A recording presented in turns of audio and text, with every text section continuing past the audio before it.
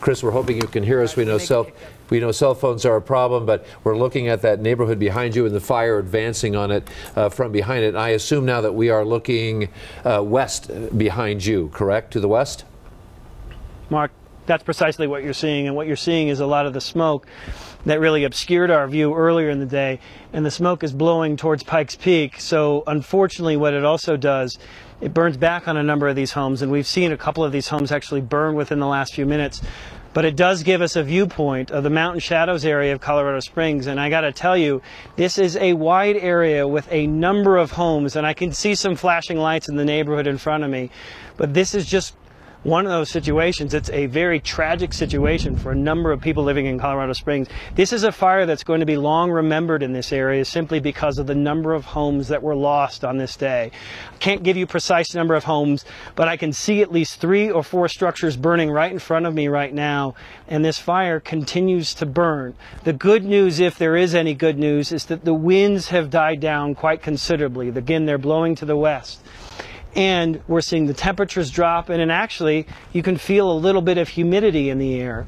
But this is sort of the Mountain Shadows area. We are north of Garden of the Gods, and sort of if you come off of Woodman, off the interstate, and you go to the west, this is what you would see directly to your west, this mountainside on fire, and it continues to burn. As I speak again, I see a number of flashing lights in the neighborhood. Gives you the indication that firefighters are in this neighborhood. They're really trying to do their best with what they can, but there's just so many structures that are burning right in front of our eyes, right in front of their eyes, and you could hear them on emergency radio traffic throughout the afternoon really saying, there's not anything that they can do for that particular house. That particular house is just going to have to burn. This might be a house that they can try to save, and they try to make an effort on that. But again, when a fire burns as ferociously as it did over the last couple of hours, and it burns to the east toward the city of Colorado Springs, they were worried about this, and this is the net result. Mark?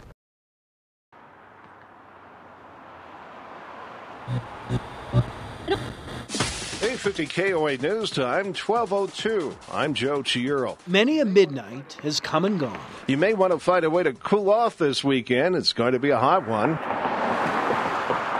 Come and gone without much of a hint of the madness yet to come. The movie Dark Knight Rises just getting underway at theaters across the metro area. This midnight was like most. Tonight, the low is going to dip down to around 68, and currently it's 79. You know, it was actually like most other nights for us. We had multiple people in the waiting room, 10 or 15 in the waiting room, I think. And we were actually on divert status. Very busy, very crowded. Meaning that ambulances weren't actually supposed to come to our hospital unless there was actually some sort of trauma or critical emergency. 23 of our beds were already taken. Just a very busy night. There was simply no way of knowing at 12:37 a.m. Unit standby for a tower. what 12:38 a.m. might bring. Permission to start taking some of these victims via car. I got a whole bunch of people shot out here, no rescue. Just let me know what hospitals you're taking them to so we can give them a heads up. And he actually had said mass casualty settings. They're telling me at least 5. Shots fired over at the movie theater. Uh-oh, this is actually something very, very different than what we've ever experienced. This is serious. What can I do? Where do you need me? And I think that's one of the things we all said was that we just shifted into gear. Police cruisers became impromptu ambulances. Yeah, load them up, get them in cars, get them out of here. As they sped away from the scene, University of Colorado Hospital's ER, already technically full, received its first patient at 1:06 a.m. So all we saw was just the police car pulling up into the ambulance bay, and then another one, and then another one. And I'm like, this is not good. Sir, unfortunately, no, we're using any available hospital at this point. My colleagues who've been in war had said it's actually very similar to what you would see in kind of a battleground, actually. I held a abdomen in my hand, and I was like, what in the world is going on? Do I have everything I need to save this person's life? The fact that the police brought him in, that saved time. Getting him up to OR saved time. A trauma room designed for 2 patients held 4. Things were going full gear. A hallway designed for 0 patients held half a dozen. One patient urged Becky Davis to take care of other patients. And I'd stop by and I'd tell them, I'm sorry, you're in the hallway. We're going to get you, you're going to get taken care of. Davis, the ER's charge nurse seen in this surveillance photo, was the director of a production without precedent. It just was a constant work in progress. And I'm thinking, Suzanne Sortman, does the blood bank know? Do I have enough housekeepers? Do I have enough instrument techs? Helped prep 6 operating rooms. I actually think it's still soaking in. I'll have days and periods of time when I'll say, wow, I can't believe this just happened. A hospital that normally receives 1 or 2 gunshot victims a week received 15 gunshot victims in less than an hour. This one had shotgun pellets everywhere. So we had gunshot wounds to the head, to the neck, to the belly, to the chest, people with like guts hanging out. There was one kid that asked, he had to go to surgery, and I explained to him it was going to be a little bit because, we'd already just sent 4 people to the operating room, and he asked me if he was going to die.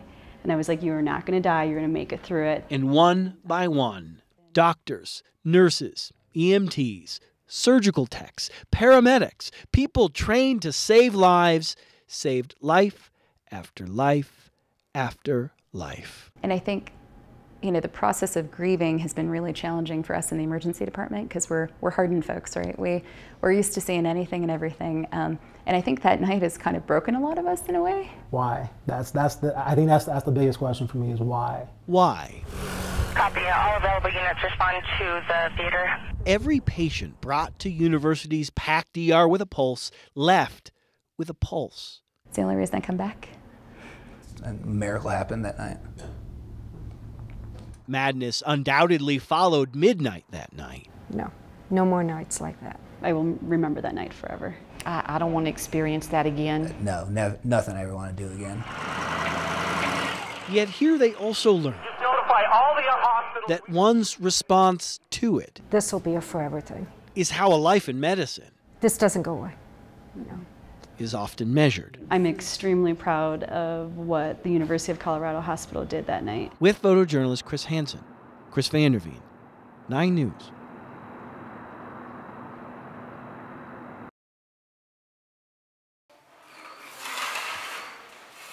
We're going to live a long, happy life together. We remember what we can, try when we might. This is where it starts. This is where it all starts right here. And live, hopefully, where we can love. Oh, we have lighting fixtures. This is where Nick and Jamie Orchowski Those are really nice. plan to live and love. Holy smokes. And remember what it means to try once more. Oh, she's everything. So she's my best friend. She's my wife. She's my partner in crime. Oh, she definitely pursued me. No, you definitely pursued me. She definitely pursued me. No, yeah. It's pretty equal. It kind of just fell into place how it did. Fell into place. It was 2004. No ceremony, no family, just a courthouse and a judge and a promise. That was one thing that I made him promise me, was that we would have a wedding because I wanted my dad to walk me down the aisle. And I was like, I don't care how big it is, I just have to have an actual wedding. And we agreed that when he got back, it would happen. And then 5 weeks later, in the country of Iraq, Attacks in Iraq this weekend have claimed something else happened. Then everything changed. Life just got really crazy all at once. The IED attack left them in a haze. Her eyes tell this story. Jamie Orchowski was not only pregnant, she was now married to a man whose back was so broken that movement below the neck was impossible. I couldn't talk at the time because I had the respirator still in, and I couldn't move, and I couldn't show, my body wouldn't produce tears because it was still in that spinal shock stage. So I had no way to communicate nor any emotion. So I wanted to cry, but I couldn't. Clearly, something happened for the better over the last 8 years. Sure, the right arm needs work, but the rest of his body is doing okay. My spinal cord didn't sever, so I started gaining function back, but they didn't know how much function. But there's a problem. His recovery is mostly the result of a fluky event during a routine surgery to clean out an infection in his spinal cord. When she did that, From what I understand, my left leg kind of just shot off the table a little bit.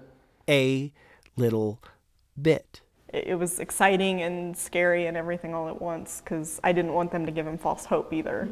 So everybody's in my room crying. Yeah, and he doesn't know I have no idea what's going on. So.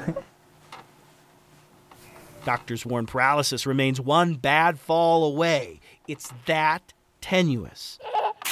But with the arrival of Michaela first and Colton second, the Orchowskis say at least they have a future. Because of his level of injury and stuff, they don't understand why he's walking to begin with. Which brings us back to their new house. So you're gonna have your bed is gonna be right here, and Sissy's bed's gonna be right here. Conceivably, their story could end here. But of course, there was that one thing neither Time nor Jamie could seem to forget. I promised her we would do a wedding one day. And I didn't let him forget. No, she definitely didn't let me forget about that promise at all.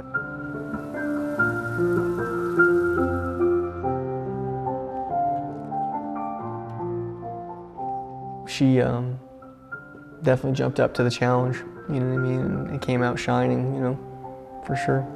A promise made on a day long ago, a promise uttered by a man once damaged, but not broken.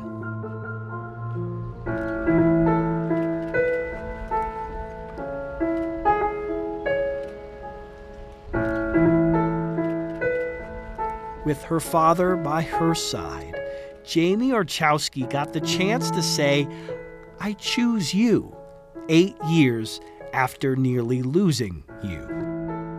My thought was he's alive and he's home, and that's better than my child losing their father.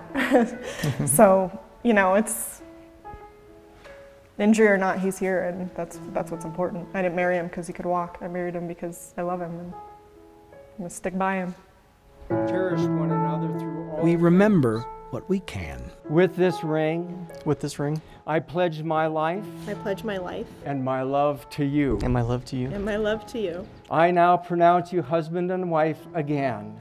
Nick, you may kiss your bride. Absolutely.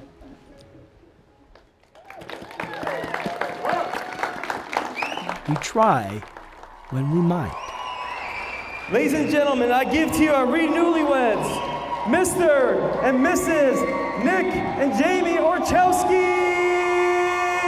And we live. Don't let me fall. Where we can love. It means the world to have him standing next to me and still with me. Being a wonderful husband, an amazing father. I mean, he's my soulmate in every way. For Nick and Jamie. You're incredible. You really are. I'm extremely proud. It's how they plan on spending the rest of their lives. Together, as a team, as partners, and as husband and wife once more.